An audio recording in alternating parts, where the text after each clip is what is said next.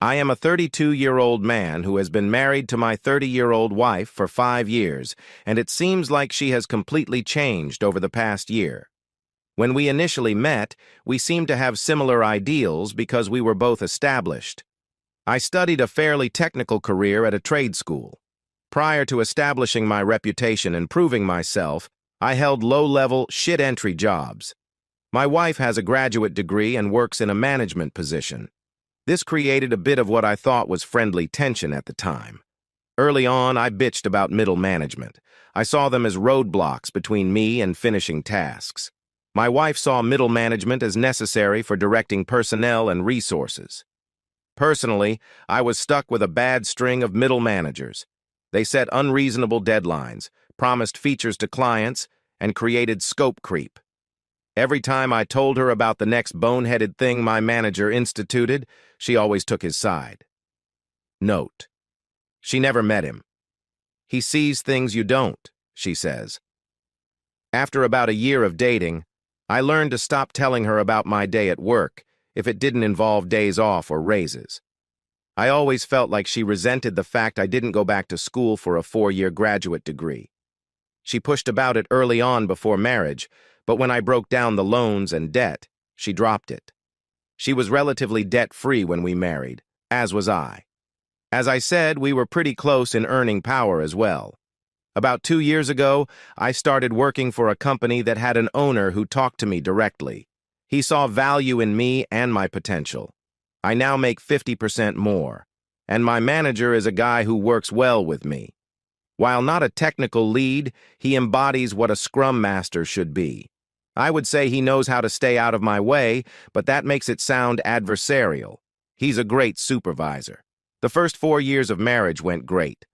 Overall, I didn't complain about managers from work, and she didn't push me to dump thousands into a piece of paper in debt. We had fun, went on date nights several times a month, shared hobbies, cooked together, read books together, and watched movies together. When the first lockdown hit, we both worked from home. Our house is really nice, with 3 spare bedrooms for if we eventually had kids. One was already converted into an office for me, and when the lockdown started, we converted the second one into an office for her. We both telecommuted, but we both had very different philosophies about it. I would get up, make breakfast, shower, shave, dress in a suit, then walk into my home office. I hate suits and ties, by the way, but it does put me in the mental state of, okay, this is work time. My wife, however, rolls out of bed, eats breakfast, brushes her teeth, puts on a t-shirt and sweatpants, and goes into her office with the iPad to play Candy Crush between emails. I guess I see it as work from home, and she sees it as work from home. I digress. It's the weirdest thing how proximity can create distance. She has several meetings a day, and I can tell because she keeps her door wide open, and I can hear them. I have 1 meeting a day, a scrum, and it's short. I close my door for mine. She claimed that I had insulted her by closing my door for the daily scrum 5 months prior. I clarified that it was for calm and to help me concentrate on my work. She claimed that she thought I was concealing something. We already see each other every day, therefore she dismissed my attempts to continue our pastimes together. I should have pressed, but I didn't. I treated the lockdown as temporary, and maybe I shouldn't have. It got really bad when her company instituted a partial office reopening. She jumped at the chance to be part of the 50% of the company back in a rearranged office to allow social distancing. I don't blame her. I miss working at the office too, but my company hasn't opened up the offices yet, and as long as I have access to my development environment, it really isn't needed. I think several of her other coworkers got into her head. She would stay after work to hang out with them and have drinks at a coworker's place. I pressed and wanted to know more, but she was secretive and guarded. She became colder and colder, too. It felt like I had a roommate, and not a wife at that point. Last month, on a weekend, she put her old iPad on the desk and said, "Can you wipe this? I want to gift this to my niece." I shrugged. I often do that sort of thing for the family and didn't think much about it. Off she went to another company gathering, and I switched on the iPad. Maybe my wife was becoming so brazen. Maybe she thought I wouldn't check it and just do a factory reset. The point is, I checked it and saw her messaging app. Pics, videos, IMs with her boss. They've been having an affair for 2 months. I can't describe the feeling in my veins. It was like my blood turned to ice. It reminded me of the scene in Equilibrium where the polygraph flatlined. I copied everything, packaged it into cloud storage I use for development projects separate from work, and started looking for a lawyer. I didn't confront at first because I wasn't sure what I would do. The new sensation in my body felt like I was both numb and walking through water. She didn't notice or didn't care. By that point, we were already dead bedroom. I contacted a lawyer and he wanted to keep investigating and me to keep my mouth shut. He suggested I get a private investigator and suggested a good one. For the last 4 weeks, we were gathering evidence and he was preparing the file for divorce. Be patient, he kept telling me. Yesterday, my lawyer told me he had the filing almost ready. Our state is at fault, and the PI got photos, video, plus texts. It was pretty much a slam dunk. Then, last night, I don't know what happened to me, but the ice turned to fire. She came home, late of course, and I don't even remember what she said to me, but I went off. I said I hoped it was worth fucking her boss. She turned to me, nasty, vindictive. She said I wasn't there for her emotionally. I was just lounging all day at home, even if I was earning the lion's share at home. I wasn't intellectually stimulating. I told her I had a lawyer and she laughed. She said my bluff was pathetic. There was no way I was leaving her, that even if I divorced her, she would get half my paycheck. If I stayed with her, at least I would get to occasionally have sex, so I shouldn't mess this up. She was a different person. I said to her, "That's not a marriage." She laughed again. "Honey, this is the 21st century. A woman can have her cake and eat it too." She laughed again, and she went to bed. I emailed my boss and said I needed a week off to handle a family issue. This morning she left as I was getting dressed and only said, "Don't wait up." I went to my lawyer's office and he said he had the papers ready. He had a process server with him and asked how I wanted the papers served. I told him. My lawyer, bless him, laughed and said, "You better not. I've had so many people want to do a cutesy or revenge serving, and I always talk them out of it. Judges don't have a sense of humor." He told me how this could cost me alimony or assets. I didn't care. Her words burned me. I wanted her burned back. The lawyer did his best to keep telling me not to, but he relented when he saw how serious I was about this. The process server heard my idea. He laughed as well and said, "You're my hero. I had to special order something with a rush cost. Sent the process server to pick it up and deliver that, with the papers, to my wife's work." The process server told me what happened when he was done. He said he had to. He said he showed up at her office with the large box and papers. He found my wife talking and laughing with a group of co-workers and friends, and asked her name. She confirmed and asked what it was about. He put the box on a nearby desk and opened it. It was a cake, one that you could get a custom image printed on in frosting. I didn't even know that was a thing until this morning. The image was an image of my wife and her boss in an embrace. Clothed, but obvious what they were doing with the words, "Here's your cake, eat it," piped in icing above the image.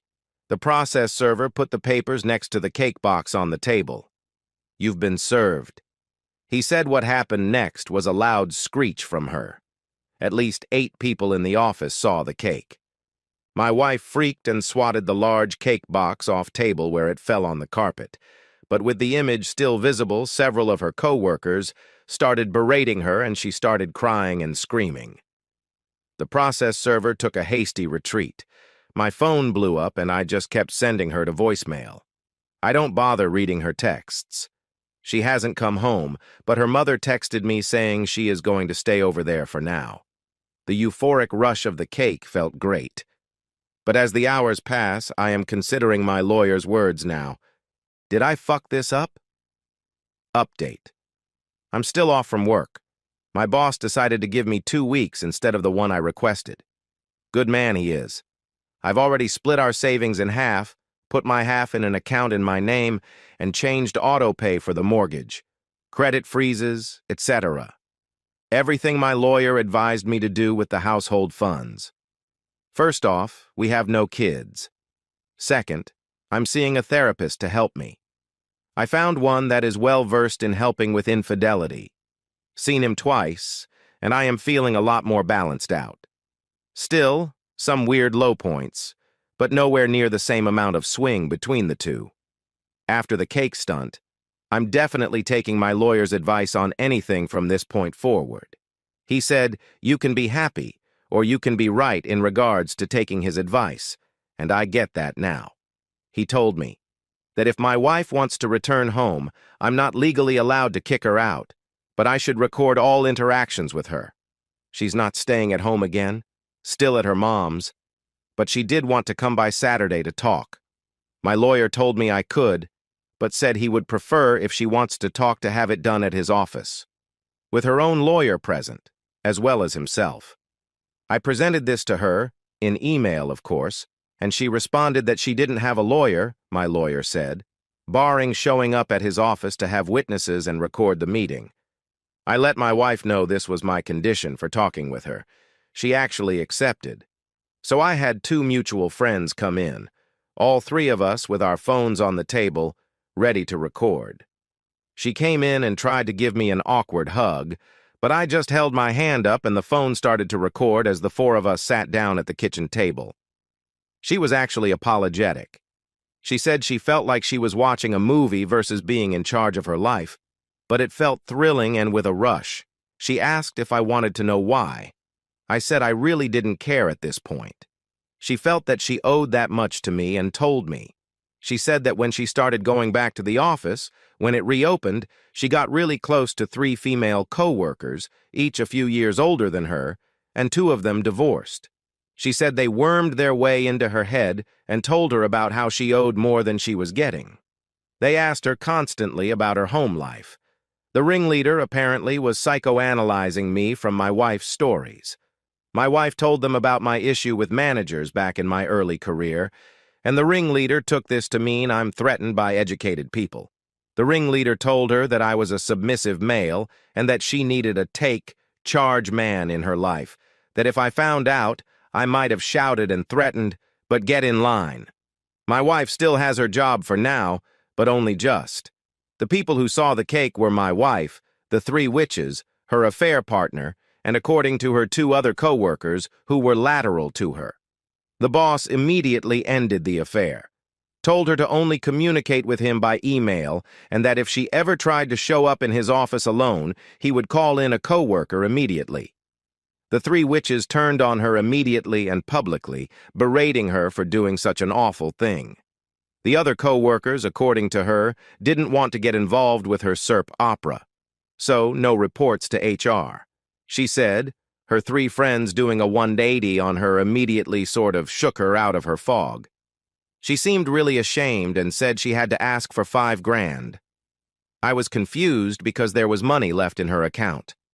I made it a point that she had it. She was living with her mom. She didn't have any major expenses. It turns out the ringleader and the other 2 witches wanted to be paid for their silence. They're blackmailing her and giving her a deadline. Otherwise, she was pleading for help. I told her that there was no going back to normal after this. Everything will change, that if she bends now, it will be more money later. Best for her to report herself, her boss, and her co-workers. It would work better than having sleepless nights waiting for the knife to fall. She seemed to hem and haw on that, but she did finally ask the big question. I told her there was no us. That's done, and she best gets herself that lawyer to go over the divorce. The best I can do is tell her how to handle her work situation, but she most likely needs to find another career after this. I also said she needs to go to therapy herself, because someone who could go from laughing in my face to pleading for help a week later needs help sorting themselves out. She pointed out the cake, and all I said to that was, yeah, and I am seeing someone for that. She left soon after that. No word on whether she will follow my advice or try to pay her co-workers blackmail. Why is it always the co-workers? Final update. First week back at work, and my boss decided to tell everyone we could get off at noon today for Good Friday. I'm doing a lot better. I'm still seeing an individual therapist, and last weekend I drove out into the rural roads to unwind and saw a dog breeder as I was driving by and was curious. So I stopped in. He was an Asian fellow and had a breed of Asian dogs I've never seen before. He was telling me about how they were extremely loyal and brave. After playing with a few of them, I am considering going back to buy one, even if they are extremely expensive. I believe they're called Gingdos. The wife always entertained getting a dog, but she never found a breed she liked. Anyway, the wife still has not moved back in or made any direct attempts to contact, but she did get a lawyer. My lawyer called me and said something like, "Buckle up, you're going to visit a marriage counselor." I said I didn't want to see one. The divorce was happening no matter what. He agreed, but then said, "Normally, I'd tell the other attorney to pound sand, but now I have to paint you as a reasonable person. So you have to entertain reasonable requests. This is why you should listen to your attorney. If I held back my anger, I would have been able to ignore this request." He did give me advice for this session. Don't admit fault. Don't concede I failed anywhere. Don't agree to anything, not even a second session. Just attend this session, and if I wanted to still divorce, answer questions as neutrally as possible. Don't yell, don't shout, don't accuse. The visit, if it could be called that, was via Zoom. Me in my home, my wife in her mother's home, and the counselor in what appeared to be an office. It was interesting. The counselor was interested in spreading blame. Surely you could see how distance could create a need. I simply said I don't agree. It takes two people to create a rift in a marriage. Yeah, she and her boss. Holding on to this is staying in the past. There could be a wonderful future. Past behavior is a good indicator of future behavior. Stuff like that. I wouldn't pretend for a second that I played mind games or ran circles around her because I didn't. I just didn't engage more than I had to. It was 2 hours of her. And my wife, just trying to make me take even 10% of the blame so she could say, "See, it was both of your faults, now let's rebuild," or something like that. Near the end of the session, the counselor asked me why I was acting so cold. I said something along the lines of, "Did you know infidelity can create the same mental damage as PTSD?" The counselor said. I heard something like that before. Yes. The session's time was running out, and I was about to sign out when my wife asked if I was good with attending another session next weekend. I said I didn't think that was a good idea. She then begged what it would take for me to agree to a session next week. I signed off and wished everyone a happy night. In order for my lawyer to paint the picture, I'm currently waiting to see what the next fair request is that I can't refuse. That I'm a well-adjusted guy who had one outburst of bad behavior versus a trend of bad behavior.